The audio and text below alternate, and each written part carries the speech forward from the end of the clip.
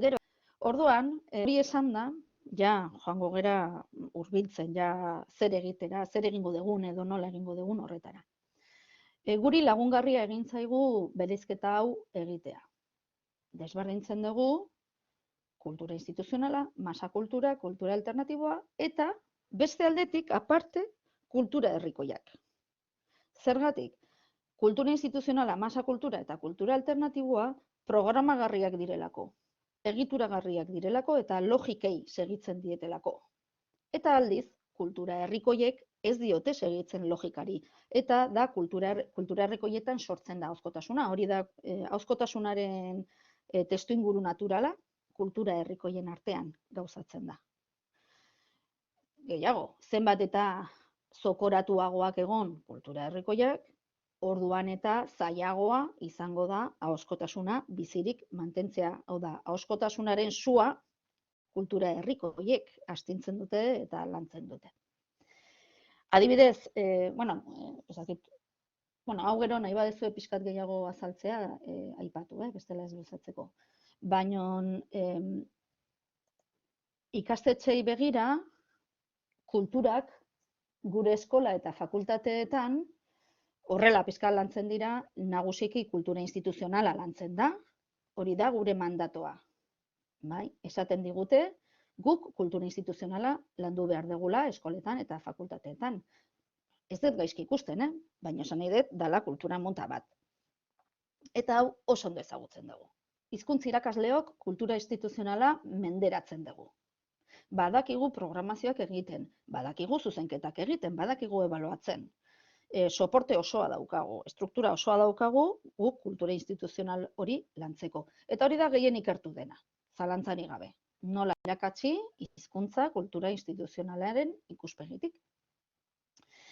Gero eta gehiago, masa kultura ari da txertatzen hezkuntza prozesu formaletan. Eguneroko bizitzan ere bai, eta hezkuntza prozesu formaletan. Zein da desberdintasuna kultura instituzionalaren eta masa kulturaren artean?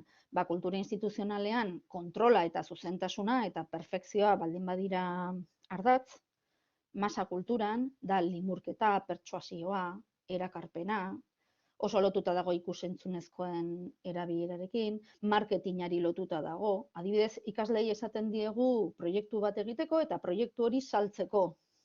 Bai? Zuzentasuna importantea izan daiteke, baina hizkuntz zuzentasuna zen. Hizkuntz zuzentasuna masa kulturan prestigioari lotuta dago eta gainera arauak apurtzea ere modan egon daiteke. Hau da, arau bat apurtu dezaket, horrekin bat lortu nahi baldin badet, edo lokalismoak txertatzen ditut, zerbait erakargarriagoa egiteko. Baina hori dena lotuta dago pertsuasio edo limurketarekin edo erakarpenarekin. Hori dena ikuskizunaren kultura da.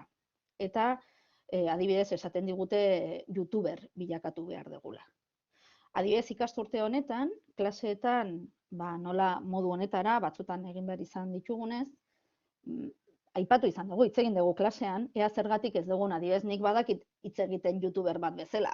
Ez zait kostatzen hitz egitea youtuber bat bezala, baina nik hori nahi dut, ikasleak hortara ohitzea nahi dut, nik youtuber bat bezala egingo banitu bideoak, ikasleak egongo nintzake bultzatzen masa kulturara, hau da, kontsumismoaren kulturara. Orduan, nik usten dut, naiz eta gai naizen youtuber bilakatzeko edo ikasleok igual oso motibatuta egon daitezke youtuber bihurtuta, baina kasu horretan ari gera apurtzen bestelako kulturak. Ja berez munduan hain importantea den kultura hau sustatzeko. Hirugarrena, ez da oso ezaguna, ze kultura alternatiboa edo alternatiboak asko izan daitezke eta ordu da asko sortzen zaizkigu. Segure ustez, kultura alternatiboak kultura herrikoiekin lotu ezkero oso proiektu potenteak egin daitezke, ahozkotasunen inguruan eta beste gauza batzuetan. Kultura alternatiboak hitz egiten baldin badugu ebaluazio irizpidei buruz, aktibismoaren munduarekin lotuta daudenez, oso garrantzitsua da hizkuntz arauak ondo betetzea. Hau da, batzuetan kultura alternatiboak zuzentasuna aldarrikatzen du eta perfekzioa aldarrikatzen du, horrekin zilegitasun handiagoa lortuko duelakoan. Eta horrek ere bai problema batzuk sortzen dizkigu, kultura herrikoietan zuzentasuna ez delako importantea. Importanteena harremana dalako, esan bezala. Eta aldiz, kultura alternatiboetan, importanteena da mezua edo helburu alternatibo hori lortzea. Hau interesgarria da, gero ikerketa proiektuan ere, edo beste proposatuko ditugun klaserako edo egingo ditugun dinamiketan, importantea da ulertzea batzuetan euskararen mundua kultura alternatiboan kokatzen dugulako. Baina, kontuan izan behar dugu, ea dan kultura alternatiboa, hala, berez, egiten ari ote geran, kultura instituzional berri bat edo masa kultura berri bat, baina euskararantz. Orduan, hori pixka bat hausnartzeko. Dakit horreraino bukatuko eta nahi baduzue eta komentatu dezakegu zerbait. Edo lasaiago zerbait azaldu, edo lala.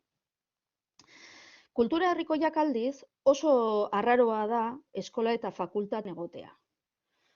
Normala da, azken baten ez da espero. Eskola eta fakultatea lurralde bat da, egitura bat da. Eta orduan, kultura herrikoiak hor bizirik egon daitezke, baina bizirik egoten dira periferikoki. Hau da, pasilloetan, ikasleak elkartzen direnean, eskolako sarreran edo irteeran, edo klasean gustatzen ez zaigun hori egiten dutenean, hau da, euren artean beste gauza batzuk egin.